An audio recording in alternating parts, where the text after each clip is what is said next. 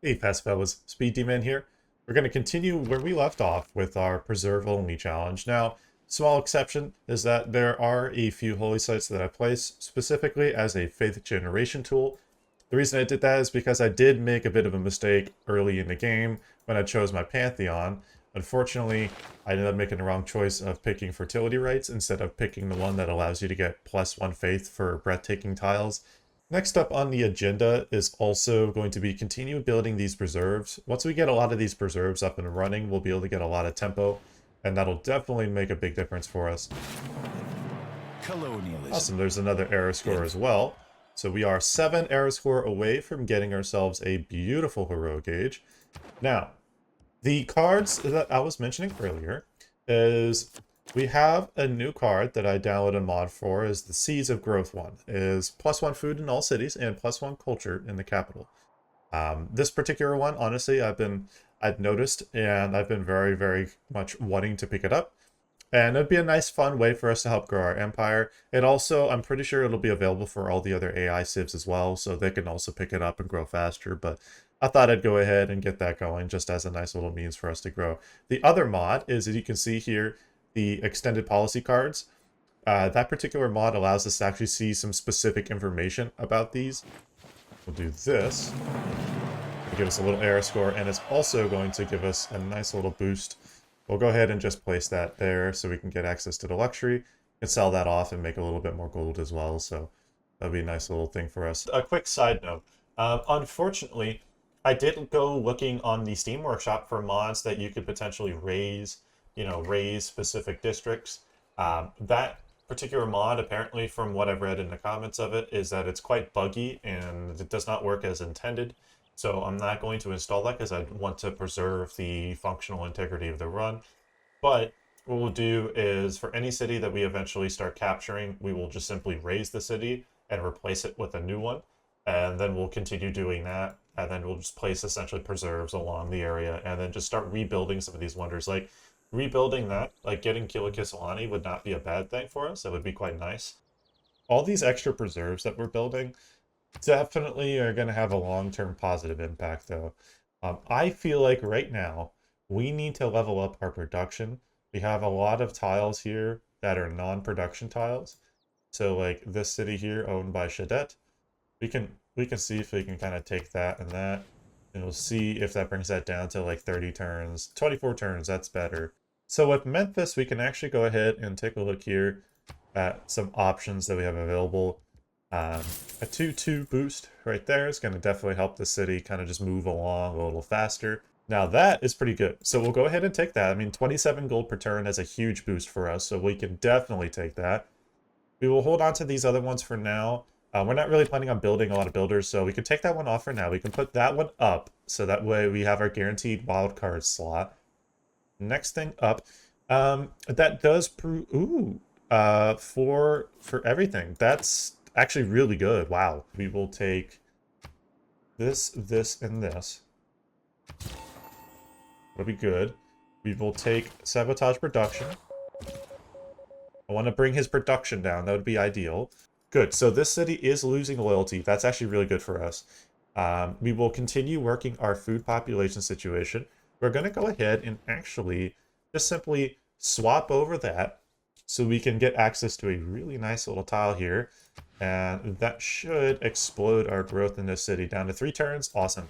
And that's a very good tile. That'll allow us to just really start working our food growth a little more optimally. We'll go here so we can pick up a little bit more growth here. And that should bring us down to 2 turns, I believe. Now, it's still 3, but that surplus will apply a little bit more benefit in the next population we get. So, that's good. Lots of defensive measures, but more than anything else, these medieval walls, honestly, once we have access to Renaissance walls and we start building them, we won't have to worry about, once we have steel, not being able to build them at all. Because once you're in progress for it, you can still build the Renaissance walls as a means to just get extra tourism, so... There we go. We get 41 gold per turn. That'll be a really good way for us to, until he declares war, give us a huge boost to potential to gold output.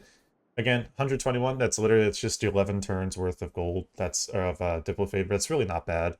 The value I'm getting out of it is way higher than the value he's getting out of it. With the gold that we have, let's go ahead and buy Sanctuary. Boom! Our science is going to go up here. Boom! It's another boost. And then one more for the count. Boom! So now we're in a really good spot. Up to 100. We're at 300, just under 360 gold per turn. So we just gained a lot of gold. So that's huge. For the long-term value of it, that's massive. Because basically now, every 5 turns, we can essentially buy ourselves another sanctuary. So that's massive. Yeah, I can see he's really trying to telegraph this war. So we'll save up our gold and we'll just keep working on our wall build up. You know, that way we can get some really good defenses and we'll be able to do better damage against his troops. His troops aren't going to be able to do too much to us, so we're going to have to be pretty careful here. There's the war. Not you. Surprise. Surprise. Awesome. So we're going to start seeing all of these yields start improving heavily. Already up to about 210 culture, and we did lose a little bit, but we are up to 115 science per turn now, so that's big. We're really starting to take off against him. That's good. So with Nader Shah, we're actually really starting to get ahead. Once we really start plowing ahead of him by a lot, then we're going to have a really good counterattack war that will eventually develop. We have full grievances with him, so because we do have plenty of grievances, we'll be in a position where it'd be like, okay, we're going to basically counterattack and then go after your cities and actually show you how it's done. Let's definitely do some damage against that core there. That would definitely help us to get rid of that. Yeah, defending here is probably going to be the safest way for us to prevent that unit from dying, so we'll just simply do that. You do have quite a bit of a military presence that we have to deal with, though. These vampires are just annoyances, though. So we're definitely going to have to really deal with that and kind of go from there. So let's go back here. We can actually go back this way since we have more troops coming up. We might as well go here, and then we will go there and build that and build that. And then in this position, honestly, we'll just kind of play it safe and just hold off on doing anything. That'll open up a bit more movement in this area.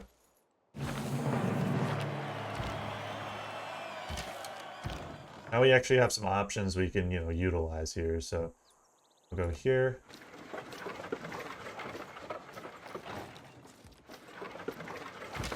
And we will upgrade you to a field cannon. And immediately be able to use that next turn. So we'll have a pretty solid unit that can do some damage. Yeah, that's good damage. That's really good damage. That's good damage. Plenty of time till the next era, so we're okay. The modern era, we're definitely going to have to really kind of just counterattack him with that war and just get rid of him. He's just been nothing but a nuisance this game, so we might as well just kind of like bring him down to one city. We'll leave Mogadishu so he has one little city left, so that way we can still make gold deals with him and get some good benefit out of it. But because otherwise we get a lot more grievances if we get rid of him completely. So if we just leave him one city, but take all these down, we'll be in a good spot. Yeah, this city's under siege, but it's fine. This city is well protected, and it's not in a bad spot.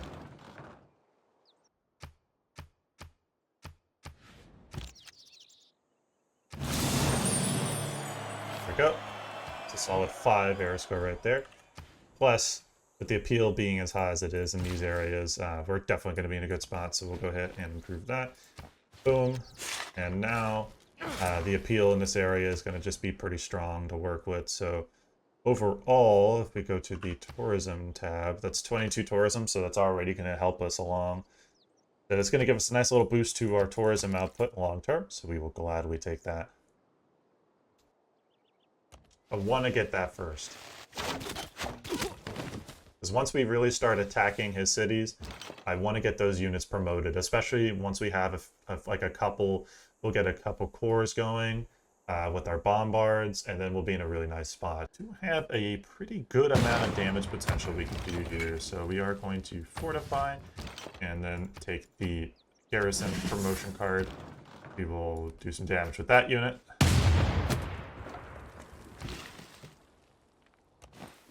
go here, place woods down. That'll actually help the appeal in this area, so that'll be a nice improvement. And then we'll go ahead and chop that and set that up. That'll improve that appeal just a little more. And then eventually, once we get access to the Eiffel Tower, that'll help as well. There we go. That's a good one. We can actually start getting, in a couple turns, we'll put on the Great Engineer card. We'll start getting Great Engineer points, and we'll get started on that. That's a good one. Next turn, we should be able to kill 2 more of these units off, and potentially get this one weakened enough. And then at that point, we will basically we'll be done with the first phase of the war. That's a mistake. That's a mistake. And that unit. Oh, are you kidding me? Seriously? Alright. We could also pick up Force Modernization. That'll be a nice way for us to get access to a little bit cheaper upgrades. I probably should have done it earlier, but that's fine. The Renaissance walls generating extra science is a good one, though. So that'll be a good way for us to generate science throughout our empire. Scorched Earth. Not bad, but, you know, this is a better one. The extra settler production is good. And then we can get started on that. And we're just going to start really doing some proper work against his military at this point. If he wants to be difficult, we will be more difficult than he is. So we'll get started there. We're going to go ahead and take another wildcard slot, which is excellent. So we'll go ahead and consider what we can pick up here. That'll be of value. We will get the invention card placed down. That's just a good one already. And that'll be a way for us to get those wonders placed and get that going. So that's a big improvement for us. We'll gladly take that. And now we go ahead and start getting ourselves ready for the next phase of our war soon. So I'll end the episode there. But I want to thank you so much for your time watching. If you enjoyed watching this video, hit that like button and subscribe. I've got a video in the top left part of this screen here. Go ahead and check that one out. Let me know your thoughts in the comment section below. Thank you so much for watching. SpeeDMan out.